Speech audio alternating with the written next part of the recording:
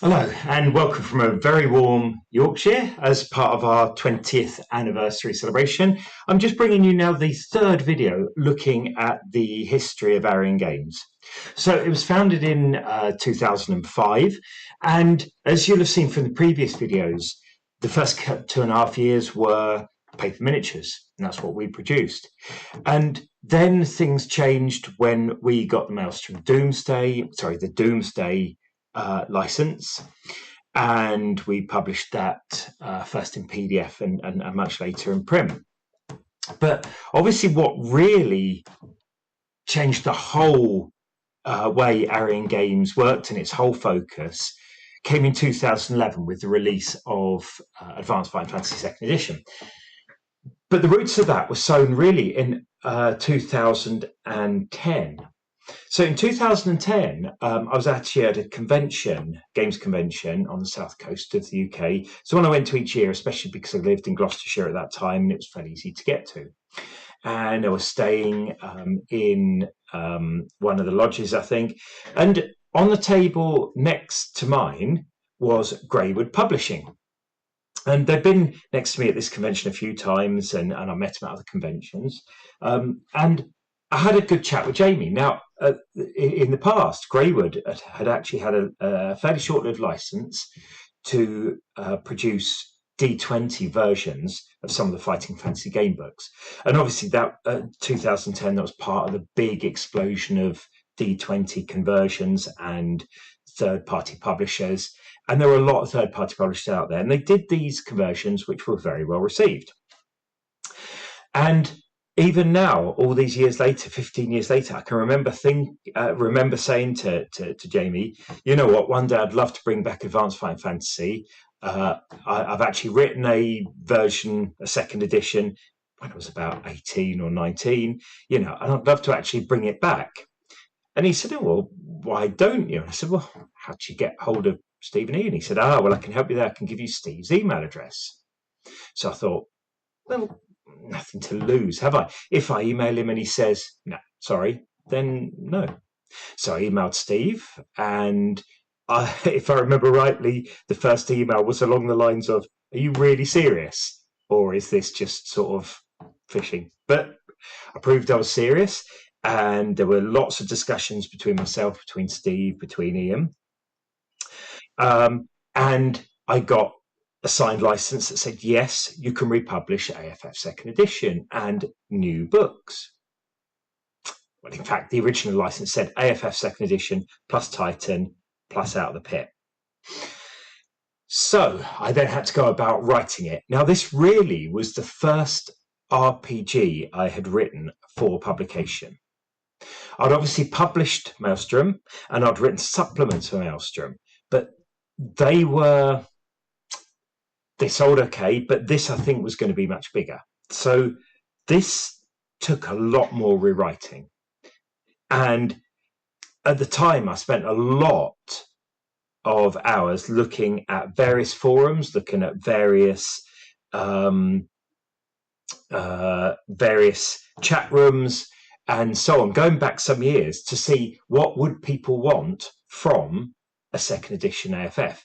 And the obvious things came through. Where was the armor system in the original?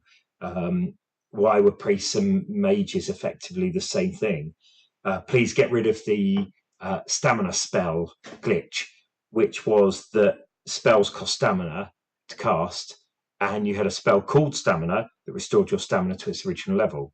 So any halfway competent rules lawyer in the game would cast lots of spells, cast the stamina spell on themselves, get the stamina back up to full, and cast spells again. And of course, the other main thing was the unpredictability of character creation, hero creation, because in the original AFF was based very much on the game books, where you rolled your d6 and added it 6 for skill and for luck and for magic, and 2d6 plus 12 for stamina, which firstly tends to produce a very, very good character, especially when you add special skills in, and especially because special skills were based on half of skill. So you roll a 6 and you've got, we're based on skill. So you've got 12 skill and 12 points to put in special skills. You roll a 1 and and you've got 7 skill and 7 points split in special skills. Now, the problem here, of course, is because you've got a 2d6 bell curve in Fighting Fantasy and AFF, a hero with 12 in skill and potentially, I think, 4 was what you could have in swords. I mean, they were rolling 2d6 plus 16 for combat. Now, that means that effectively their minimum combat roll is an 18. So the only way a creature with 5 or 6 skill could beat them would be a critical. But even 7, 8, 9 skill, they've only got sort of a 1% chance of winning a round, let alone the fight. Fighting a dragon with skill 12, well, actually, you're going to beat it 9.5 times out of 10. Whereas a hero with skill 7, and maybe 1 or 2 in swords, could theoretically lose a fight to a goblin. Not likely, but they could. And so what it means is your hero with 12 skill does everything. They're a god. And the hero with 7 skill is really struggling.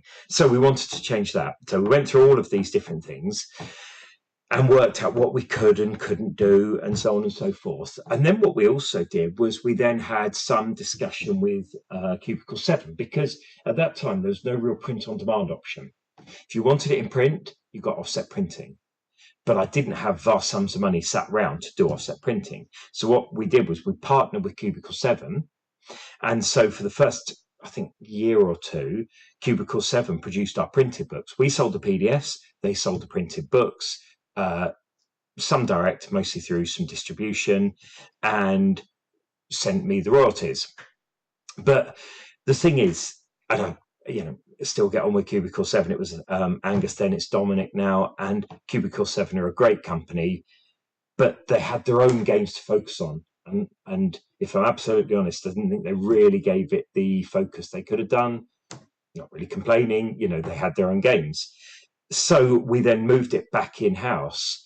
And because we then had the option to do print on demand at around that time, we then moved everything over to those. Now, obviously, the original contract was 2nd edition Titan Out the Pit. But we then got a contract to produce additional books. So the first of those was Crown of Kings, then it was Hero's Companion, and so on.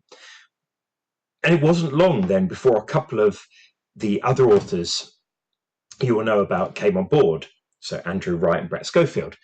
So both of those approached me and said, love AFF, love Fighting Fantasy, want to write some books. What about this? I said, well, have a go, see what you come up with. They had a go. Fantastic. Off we went. And so Brett has produced various adaptations of some of the original game books, and Andrew's written Beyond the Pit, Return to the Pit, Rough Guide to the Pit, Encyclopedia Arcana, Heroes of Titan, etc. So the other authors came on board, and obviously there have been other authors as well. So Dan Quinlan did the Adventure Creator. We've had Jonathan Hicks do some of the adventures and so on. And then a few years ago, we also then partnered with White Hare Games for The Warlock Returns. So this is a fanzine, very much in the mould of the original Warlock magazine. Solo adventures, AFF material. You've got new rules, you've got new setting details, you've got all sorts of new stuff, but written by fans and published by them. So technically we publish it because it's released under our name, but they do the writing, the layout, etc. And AFF has grown to a lot of products. We've got 30 plus core books.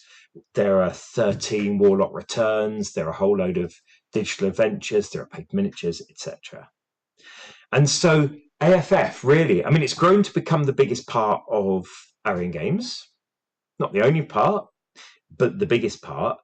And of course, a lot of that rests on the history, the fact that Fighting Fantasy had such a huge fan base back then, and indeed so did AFF.